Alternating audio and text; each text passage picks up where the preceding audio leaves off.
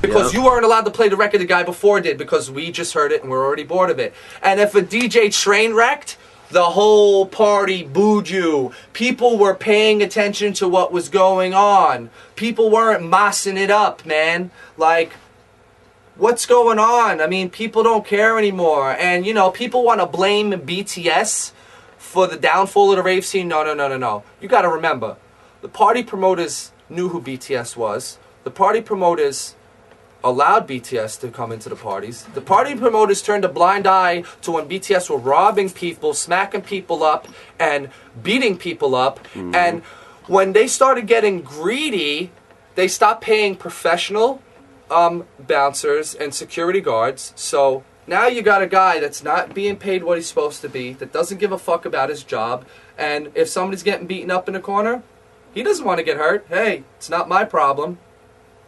Yeah. You know what I'm saying? I mean, I could go on for days. Let's talk. What do you want to hear from me? So, man? I don't want to let's sound get like a broken record. No. Let's get to the Liquid. Where you saw it first time, and how did it look? And tell me more, like any dances that you know. Liquid back then looked like a hummingbird going through the air, trying to get a drink from the flower. If you took your eyes away from a person's hands, they weren't there anymore. You know, not to toot the horn of the guy that's interviewing me, but you know, Little Lou was a guy that I spent days, hours, parties with doing Liquid. Okay, I mean, he did his Liquid. He taught me things. I taught him things. We shared. I remember this one kid. You know, I'm really bad with names, but I remember this one kid from Staten Island, Sung Ho. Oh, shit. I don't know if you remember him, Lou, but this kid Sung Ho would just really innovated the style of Liquid with like bringing it behind the back and behind your shoulders and doing Liquid tricks where slide a hand and then that's when like me and Lou started getting into like some of the B-boy styles, even though inadvertently we didn't know we were getting into them, and then we turned our Liquid into some popping, and then it was like hit the floor, and then what happened with me is now I went back then as Lucky in a Good Luck Club. I go by B-Boy Neo because after doing Liquid and popping so much, I kind of got bored, and then I took it to the floor. And after I went down to the floor, I really didn't stand up anymore. So it's like, I'm kind of upset that I went away from Liquid and went away from popping. But just being on the floor and coming up again and then going back down is just so entertaining, and it feels so alive.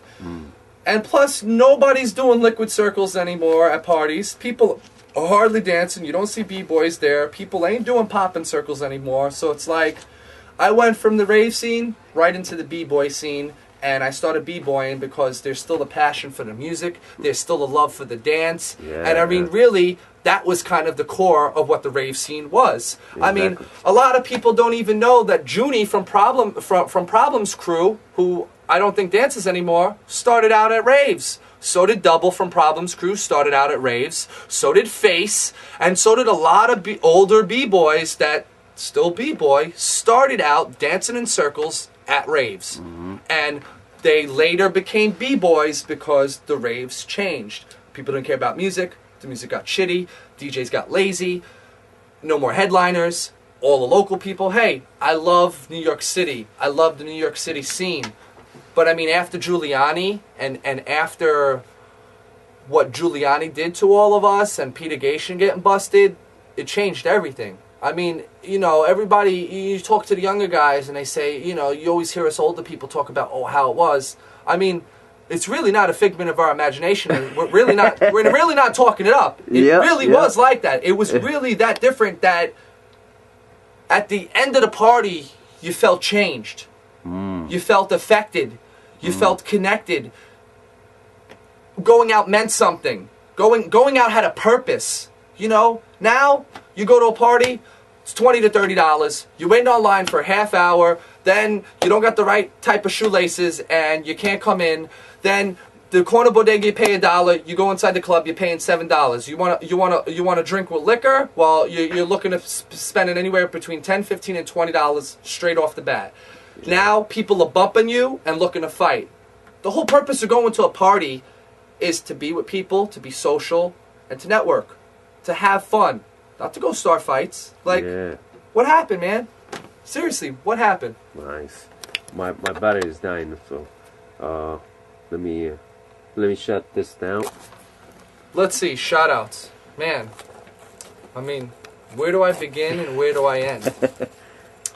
You know what? First and foremost, I want to shout out JC, my friend from the door, the girl that originally brought me to Limelight, because she exposed me to the music. She opened my mind. She freed my soul. So I owe my whole rave existence to her.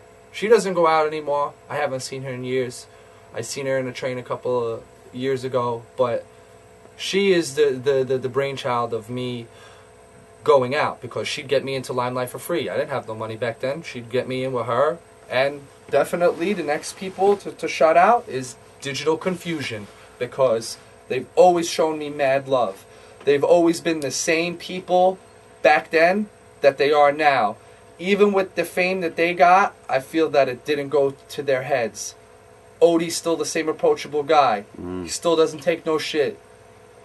DJ Vandal, still the same dude.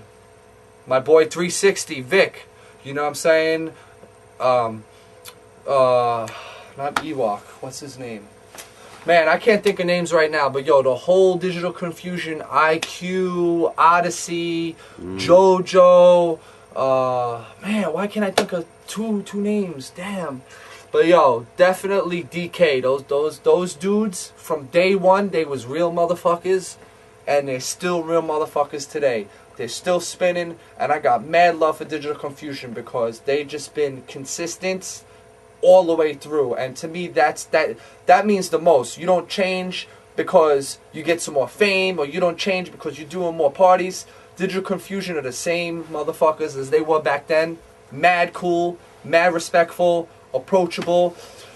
Then after Digital Confusion, I would definitely have to say one person that I remember from back then is Joe Jeep. I used to chill with Joe Jeep then. I had the privilege of reuniting with him, and I used to spend a lot of time with Joe Jeep. Also, another person who has just really helped me grow as a person within the past year of my life, who I just got reconnected, was my man right here that just was on the last interview, was Bass Rockwell. I mean, he was one of the dudes that I would go and I could actually have a conversation with for more than 5 minutes. That it was like there was depth to his persona. That same thing with Digital Confusion. Same motherfucker back then, same motherfucker right now. Like, the rave scene wasn't about like who you had to impress, or like who you are, or like some kind of status. The rave scene was about, hey, I'm free, you're free, look at me because I'm looking at you. I remember when the rave scene started to change a little bit, and I could say it was like maybe like 96. 96 you started seeing the changes, because then you started seeing the polo ravers come out. And those were the ravers that would dress really nicely. Ralph Lauren, polo, and then it was bullshit. like all these kids would dress really nicely, and they almost became elite, where I gotta look real prim and proper, and I dress real nice because I'm a polo raver. And then all the polo ravers would like dress up and see who was dressing better. Then around 96, 97, and maybe 95, 96, everybody wanted to become a drug dealer now. So now everybody was the next great drug dealer, and drug dealer / promoter, and the next great DJ. So now everybody had to impress everybody, because look at me, I'm a drug dealer. Look at me, I'm a promoter. Look at me, I'm a DJ. So it wasn't about everybody else anymore. It was about themselves. I might say that might be some of the club's influence. That's, on the rave scene. that's the downfall of the rave scene. Like Bass Rockwell was saying, is, back then, the club scene and the rave scene had a lot of parallels, but the thing about the difference with the rave scene, it was underground, it was intimate, it was dirty, it was hard. It was I used to throw Outlaws. You know who else I want to shout out? Uncooked. I want to shout out Double and 9 from Queens, because I can't remember the name of the crew. It might have been 9 Volt. I could be wrong about that. But Double and 9 from Queens, who first put me on to throwing Outlaws, because I'd help them throw Outlaws because I wanted to help out and be a bigger part of the picture. And then they kind of stopped doing Outlaws. Then I started doing Outlaws. Then my cousin Smiley came to some of my first Outlaws. I stopped doing Outlaws, and now Smiley's still doing Outlaws. So it's like each one teaches one.